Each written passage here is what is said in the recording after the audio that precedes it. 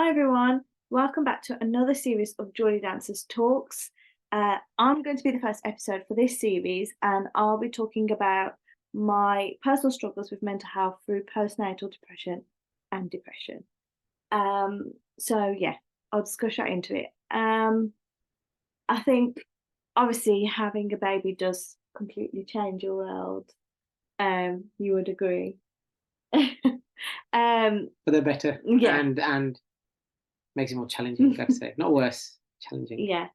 Um, so yeah, I think obviously because we had during COVID time also coming out of COVID, but there were still slight restrictions in place and stuff. So I think I got really paranoid. So I wanted to be like super careful and stuff. So yeah, that was a struggle because I felt like I had to just kind of keep closed doors, and it was just for protection really. I was just really worried. So then obviously that can also be quite isolating, but at the time I guess I don't think I thought of it like that. Maybe looking back, maybe it was, I don't know. um but yeah, so we had Saib, and um I think the initial time during hospital was fine. I mean, minus the fact that Pritpal couldn't come because my COVID test result hadn't come back. No, So it's fine. no, it was mine. Yes, Yeah. I know, I know. That's not a big deal. But yeah, I think, yeah, so I was by myself for a few days. It did get a bit difficult because I could hear families coming in, and I also felt sorry for Prepar because he was missing out as well. But I mean, on the whole, I don't think that bothered me as much in terms of, yes, it was difficult being by myself and I had to have an emergency C-section. So it was just a bit difficult. It would have been nice to have him there, obviously, and have the help, but it wasn't as bad, in my head as I thought. But I think when I came home, obviously it hits you. You're still in a bit of a bubble, so we were in a bit of a bubble, and I was breastfeeding at the time, so like a lot of that burden was on me. Um, so I had it in my head that I'm the only caregiver, I'm the only one that can help. Obviously, Pritpal can do X, Y, and Z, but predominantly I felt the need that I have to do everything. And then I think a few days in, like, I did start to think, and it was really, really hot, and I don't do well in the heat as it is. And I think a few days in, things was getting a bit like tough with breastfeeding. I was finding it very difficult, and mentally it was getting to me like this. I'm struggling, but I was also in a battle of I I don't want to bottle feed at the moment because I think when you're having your antenatal classes or talks, they do push breastfeeding. Um, and no, I don't want to say they frown upon bottle feeding. To be honest, I think either or, whatever you want to do is completely your choice and whatever's more comfortable for you. But at the time, I just had it in my head. And I think, again, because of coming out of COVID, I felt the need that I needed to breastfeed to um, to help, to give any extra protection I could really.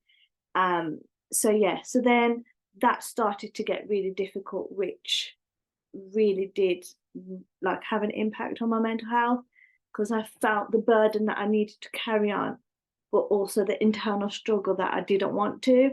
And I felt that juggle really, really difficult. And I think how long, 7 months I carried on for, predominantly 7 months, but he was having a bottle at night. Yeah, after a couple of months, it was Yeah, mixed he between was breast and bottom. having, yeah, he was having mix at that point. So I did, ease the burden a little bit, but I still felt the need that, oh my gosh, no, it still has to be me. And I think probably that's where for me it started. Um, and just I think another thing, obviously we know Prit's a teacher, and I was lucky enough to have him with me through the 6 weeks. But when he went back, that's when things really accelerated for me because I was so used to having him with me, and I was struggling even though during those 6 weeks whilst he was home. But I was a bit more at ease because he was there. So there was times where I was finding it difficult, and I did just dumped Sahib on him and was like, you deal with him, because mentally I just could not cope. I was really in a bad place to like, I can't look after him. And when he went to work, I think that's when things really started for me. So not only I didn't have the comfort of him at home, I didn't have his help. I had my mom with me, and she was amazing. She still is. So I was very lucky to have family support near me. But again, it was that internal battle that I need to be the caregiver. So many times everybody would be like, oh, I'll do this, I'll do this. But I was like, no, it has to be me. And I think as moms, new moms as well, you put so much pressure on yourself, like it has to be me. But I think now, looking back, I wish I had took that help earlier on, which he used to nag me about. But yeah, I wish I did, because I think maybe would have made it at least a little bit of a difference, I guess. Um, so yeah, so then he went back to work, and I think things just really started to deteriorate for me, because then, so I was fine during those 6 weeks that he was home, but then he went through some leap or phase or whatever you want to call it, where he just wasn't napping, and it was just very difficult. And I didn't know how to deal with it, obviously, because I'm a new mom, so I don't know how to deal with this. So yeah, I just didn't know what to do, and I was really, really struggling. And then I just remember, like, I think one of the mornings he went to work, and inside I was thinking, I can't do this. Like, I was in my head, I was like, I can't do another whole day of this. Like, I didn't want it to happen. And I just used to be jealous that he could go to work. Like, I also missed that independence, that having my own life, where I was used to doing XYZ, not having to worry, not having someone dependent on me 24/7, and just going and doing something. So for me, that was also a big struggle, because I think I would say I was pretty independent. No, you disagree.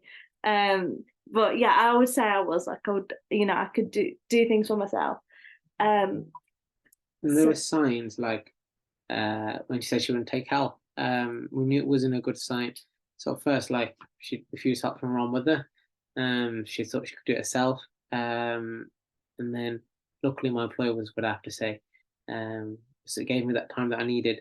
It was one of the days she was bad, distant. I'd be word isolated. She used that. I think those were uh, the common words that we saw. So like around, even when I was on the 6 weeks, I know she said it was easier. I didn't see that it was. So when I returned to her, I could see that she was struggling as much. I thought in my head it'd get easier, but it didn't.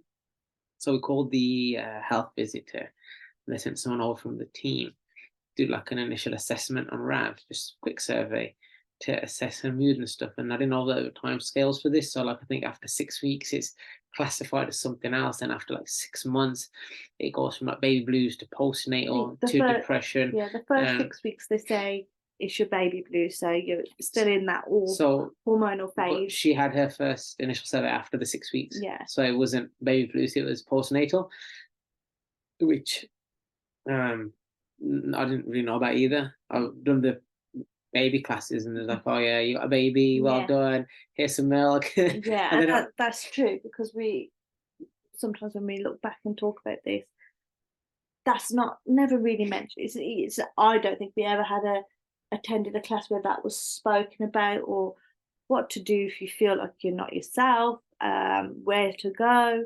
It was difficult, because we were both going through it in our own way. And like he said, his employer was brilliant, and they're worse, because the amount of times that he stayed with me or came home early from work, because I was just like, I can't do this. I just can't get through the day. I don't want the day to happen. Like, it was very bad. Like, it just was very, very. She wanted to keep talking till like 12, 1 a.m., 2 a.m. because she thought if I carried on talking and staying awake, the next day won't come. Yeah. Time doesn't work like that. It was literally anything to prevent the next day, because I was just full of dread, that much, that I've got to go through this again. And I think it was just so mundane, like, oh my gosh, this is my day. I can't, Mm. I can't do anything She else. was numb to like a lot of normal expressions, so like emotions, like happiness, Mm. excitement, even just like frustration or grumpiness, like just normal moods people have. There is this sort of like a complete numbness to it. So after the first diagnosis, it didn't get much better. In fact, it got worse before it got better. And then I think we're heading towards like October, November time now, and it was like even when it came to like birthdays and like Christmas, it wasn't. Yeah, I She mean, wasn't herself. no, I mean, I love birthday celebrations, like any celebration, to be honest. Yeah, I love like birthday celebrations.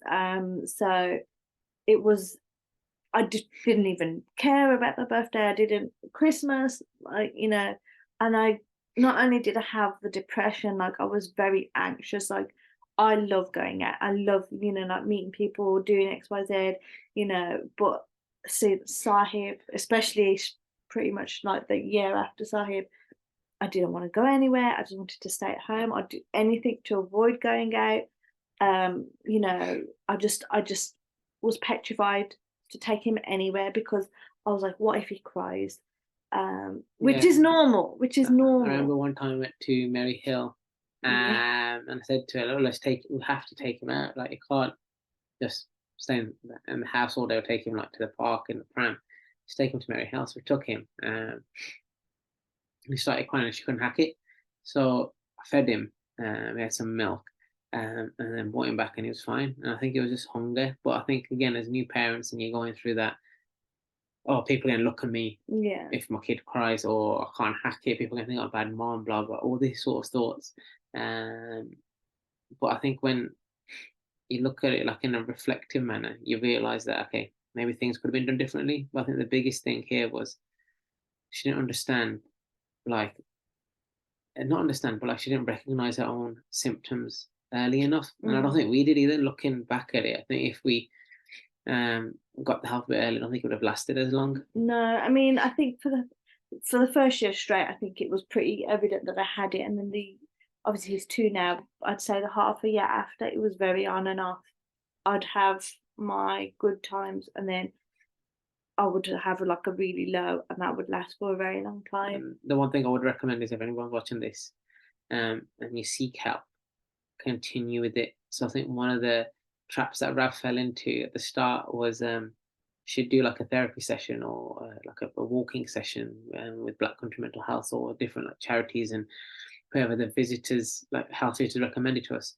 She'd do like 1 or 2 sessions. She started to feel better, and then she'd be like, "Oh no, I've got to do this at home today, so I'm fine now. So I won't take the call, or I won't go out." And then it should get worse again, and then it'd be the same cycle of you need to go out. So I'm okay now, but Mm. really wasn't. No, yeah, I think 100%. Like, firstly, like Black Country Mental Health, they are our partners, and they were brilliant. Like, obviously, when I explained it, they were so compassionate. They didn't know that obviously that this was what I was going through, and they gave me like there was so many different things. Like I went to like drop-in sessions, and then we did the walk and talk in the park, which I found really useful because I like being outdoors and like going for a walk, and that it was really nice. Like you're just able to get things off your chest, which is just ever so helpful. Yeah, and even in like the heat at the moment, our first thought, I mean, even though Black Country Mental Health are our like charity partners, first thought, well, let's find a psychologist, and it's not the case. It's a case of like I think we have this image like from media to say you've got to go in, you've got to line yourself, you've got to sit down, you've got to talk to your feelings to someone who's kind of like qualified. Obviously, I'm not saying they're not, but the people that run these charities like Black Country Mental Health, they're qualified Mm. and in mental health training, etc. So they are just viable as an option. So the idea that cost is a barrier to getting better is not. No, it's not. It's not at all. And like this, they have such a great turnout as well, especially these drop-in sessions. Like it, it makes you realize you're not alone. And one of the things I used to do, um, I used to panic that, oh, Saib not doing XYZ, but he should be doing XYZ. But then I used to put this pressure on myself because of what I was reading, and I think as a first time mom, especially, it's you're just like, is this the norm? Should this be happening? And you just get so freaked out so easily. sometimes there were situations where mom's parents were saying, "Oh, my child isn't doing this or is doing this," and I was like, "Oh, okay." So reassuring, we're in the same boat. But then sometimes you tend to focus on they're not doing this, and that would get to me. And like I then became like a real stickler for routine, which was never really my thing before. Like I'm happy to go with the flow, but and I would say it's still that's one thing that stuck to this day is the routine. Like if he doesn't have his routine, I will stress. I would say I still get stressed, and I do still get anxious when I go out with him because I do. That's one thing I can't control.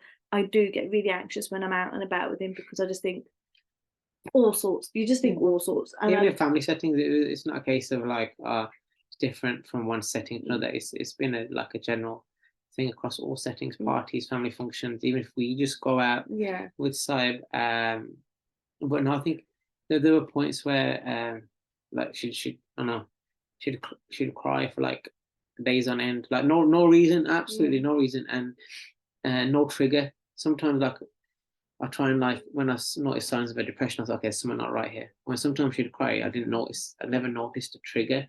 It would just sort of, it would just sort of happen, and then I think, as a partner, it's difficult to respond when you don't know what the trigger is. If you know what the trigger is, it's easier to sort of correct that. But if you don't know what the trigger is, you just sort of have to go with the flow, really. Obviously, it's not the whole situation isn't healthy. mm, It was important for the other person to seek advice on, which I didn't really do, which probably looking back I would do. But I think um, with the like crying on days, but then there'd be points where she was really happy, and I thought, okay, she's better now. Like genuinely, like, and then after 3 4 days, she'd cry again. And I thought, what's well, she yeah. was literally good 30 seconds ago. Yeah, I think that was something I really, really struggled with to like because I didn't understand my emotion. I didn't know what was going on. I didn't know why I was like on such a high and I was feeling myself again, and then suddenly being like, oh my gosh, and then like paranoia would kick in. I'd be like, people don't like me, and you think these things, they're not true, but I would think nobody likes me, people don't like how I've become. I would probably snap. Well, I would snap at him a lot, but he used to get the brunt of it. Um, and I think anyway, they do say after having a child, it does test Yeah, your it does. So relationship. like, It does 100%. in And terms of obviously, like, yeah, go sorry, on. sorry, and obviously going through this, me dealing with it, but him dealing with it, it was a massive challenge. Like we argued lots, or I'll be like, you don't understand what I'm going through, but he didn't because I didn't understand what I wanted him to understand, and it was so difficult. But Yeah, like before, prior to this, I was a patient person. I would say, patience really runs thin now. Simply because I think even when like say she was snapping, I'd say to her like, "You snapping me, it's fine." Then after a period of time, you'd be like, "Yo, what the hell?" Can't swear obviously, but I'd be like, "What's happened now? What's brought this on?" Because obviously, then you as an individual are going through whatever you're going through. So like certain things when she used to say, "Oh, you're lucky you go to work," and in my head that get me angry because I'm like, I'm going to work. It's not like I'm going to party for like 5 hours. But in her head, it's like he gets away from sight for 5 hours. So it is a bit of a break. But I think one thing I said to her, I said, look, it's not a competition in the sense of like whose days are harder. It's a case of we both have to tackle. There's a going. What's up? Mhm. Yeah. um that's still a debate who days is harder, mine, but yeah, So you it's don't snap back. yeah, I think it was a testing time generally. It was a testing time for us because like I think I would say like we don't argue very often. I don't think we do that much. Do you agree? No? Argue. Well, Yeah. what does that mean? No, I mean, obviously every couple argues, but I don't think we like a very argumentative couple. And I think before, like, There's, we've both grown up, there's a like, lot of learning. I yeah, think before, like after we were married, you could be moody. You could be moody, you could snap, you could be grumpy. It doesn't really matter. But I think when a baby comes into the picture, I think the whole dynamic changes because if we're moody with each other, or couples are moody with each other after they argue, don't have to talk to her for a day or two. It's fine. Make your food go. You know. But I think with when there's a baby in the picture, it becomes a lot harder, especially when you're grumpy, but you just moody with each other for no like a little tiff or something. But like when there's something underlying like Mm. depression or anxiety, it changes the dynamic a bit, and there's a lot of learning to do on both parts really, in terms of how to tackle it. So, for example, there would be certain things that would trigger her anxiety, like routine, but she wouldn't communicate it well. But then when she started to, it was okay. We've got to get back at this time, Yeah, otherwise it makes our lives easier. yeah, Or his toys. Toys were a big thing early on. Like his toys were everywhere, um, and just little things. I think when she started to understand and go to these sessions, she understood some of the triggers. Some of them weren't triggers. It was just depression in itself, but some were triggers. yeah. I mean, and I think that was the thing because at the start I had no clue. Like I really couldn't understand. I couldn't grasp what was happening to me, but I did know I wasn't myself. I did know I was just becoming someone I didn't recognize, to be honest. And I think especially in that moment, and I keep referring back to the morning when I was like, I can't do it because for me it's just so vivid that I was thinking, I can't do this. I really can't do this. I did think at that point like this is gonna last forever. And now we look back and we think, oh my gosh, like how quickly time has passed in terms of he's now 2 and we've Yeah, got through that. Although it was a very long and difficult period, it is. And I think one thing that what he said as well, it was communication. Like I think I really, because I didn't know what was going on. I didn't know how to explain it. I didn't know how to communicate it. And I think there was one time where you did say to me, I was upset. I can't remember what the reason was, but I communicated it to him straight away. And he was like, I'm so proud of you because you've told me. and Do you remember? it sounds patronizing, Yeah. but it was honesty, because when so it started off like being isolated. I'm gonna do everything myself.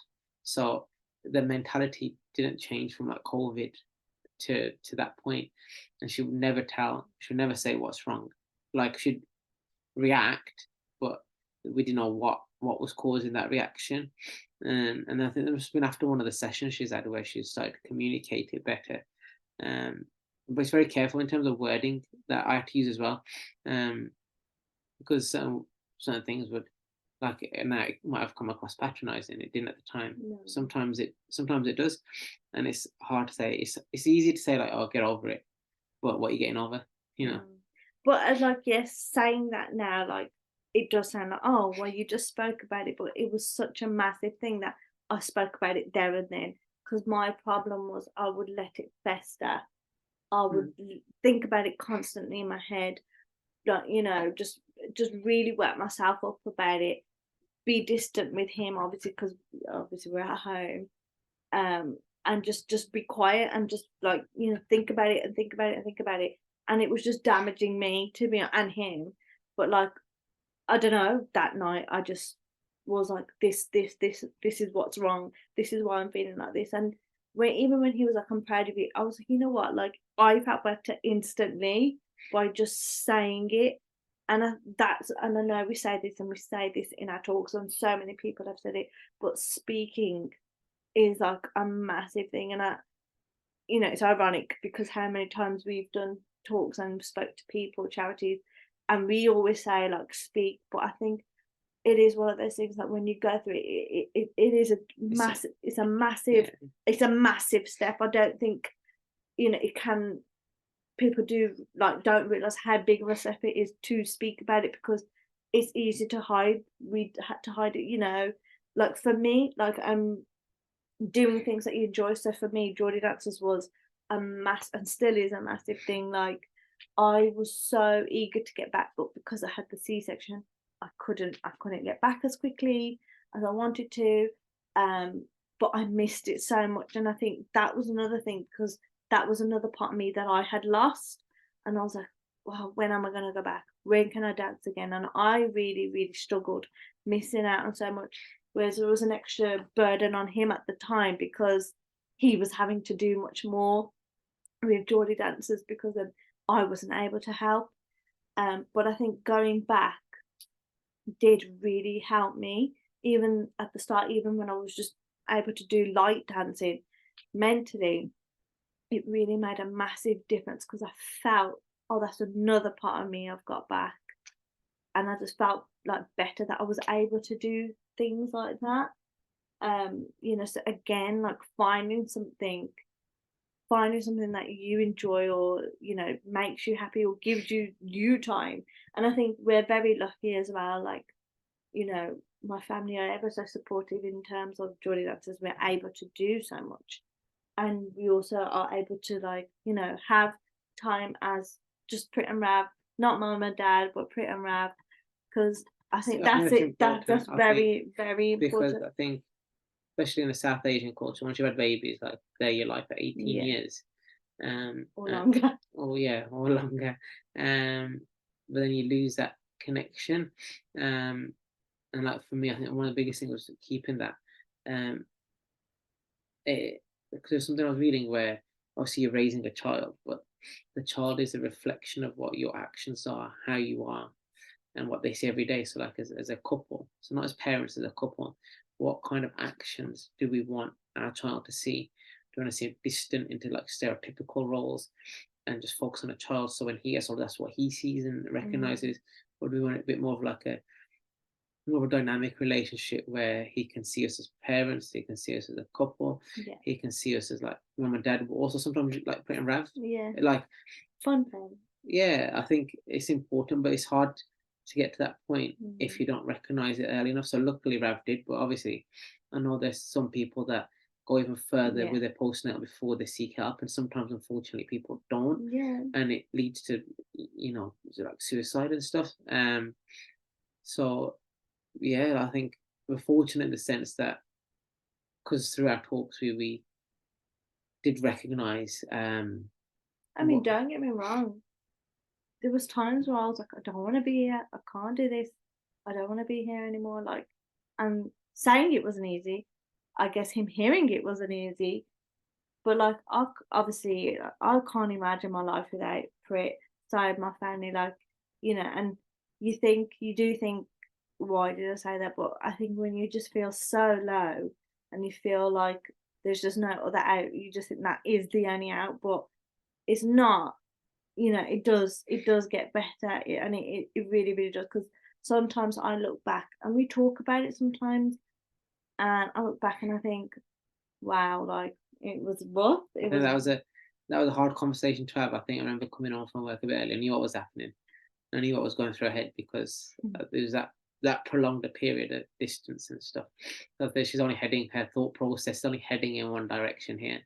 But I think it was more difficult to sort of explain to her parents without actually saying what was going on. That or Yeah, she and knew. I think that's the thing as well. Like my family obviously were hurt and upset that I was thinking that and saying that, because obviously that they even said it to me sometimes, like so many times, like family meeting, like but it was like they were ever so good, and I've got to say, like I am very, very, very lucky because they understand, they are understanding of mental health, and they, I just think they never made me feel like, why are you being like this? It was more so like, okay, Rav, you need to get help, drop him off to us, you have a day to yourself, do something you enjoy. They were so good like that, and they were like, we just want that old Rav back.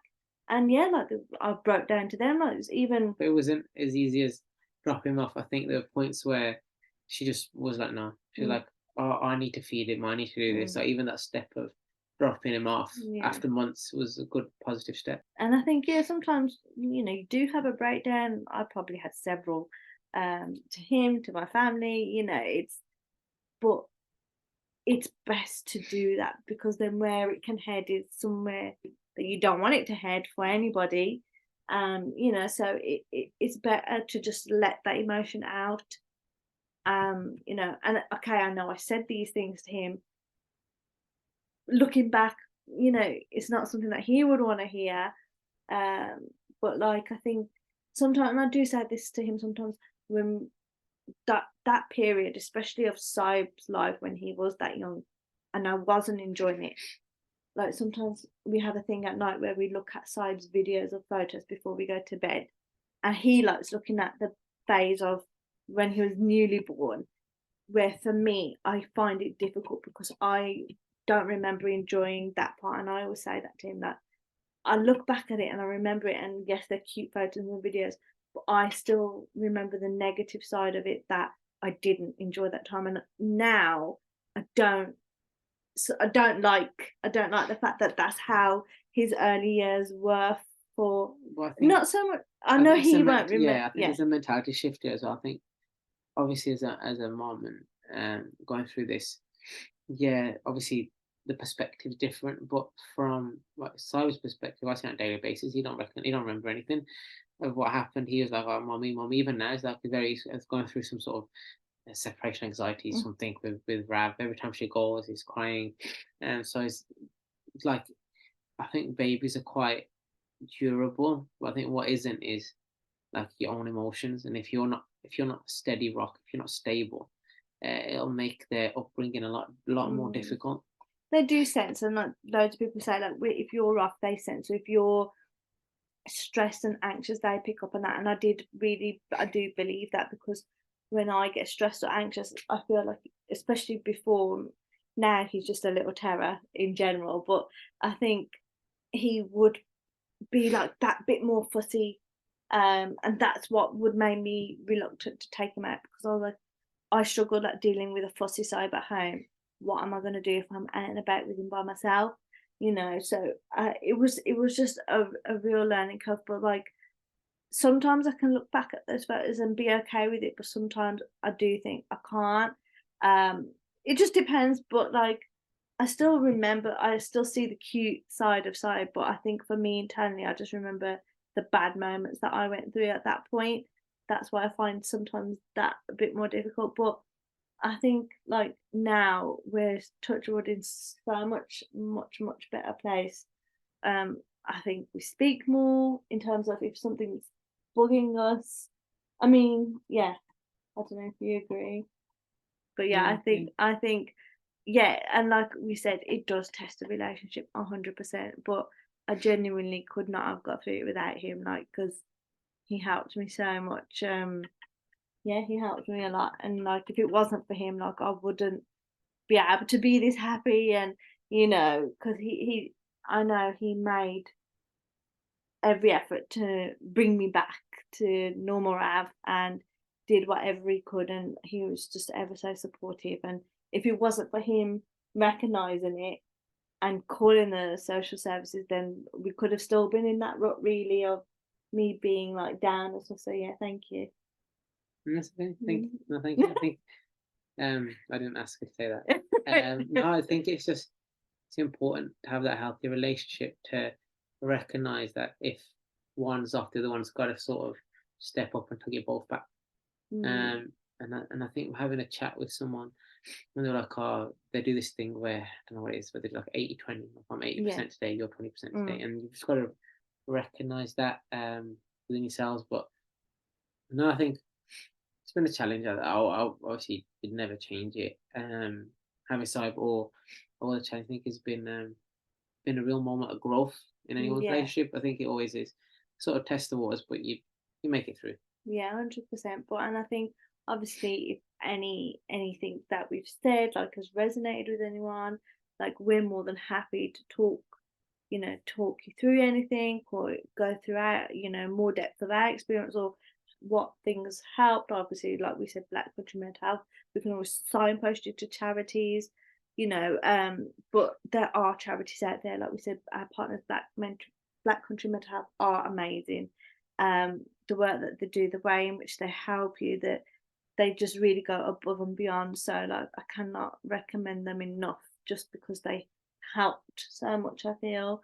And just really caring.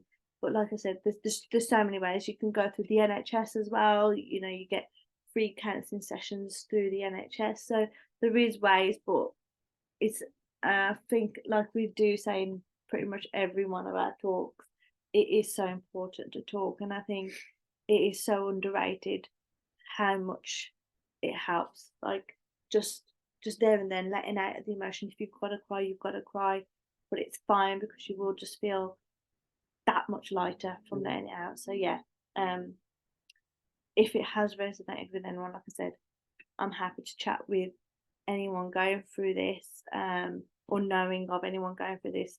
But yeah, we hope that it does help raise awareness, because I don't think postnatal depression is spoken about that much. especially prior birth. Yeah, 100%. Like, that one of my fears was getting it, and I did think, oh my gosh, if I get it, like, what's going to happen? I, it does get better. You do get through it. So yeah, I just think the more awareness we raise, the better. Thanks for watching. There's a couple more episodes to come from this series. Like Rav said, there'll be details in the caption below. Message us. Loads of charities out there. And thanks for watching.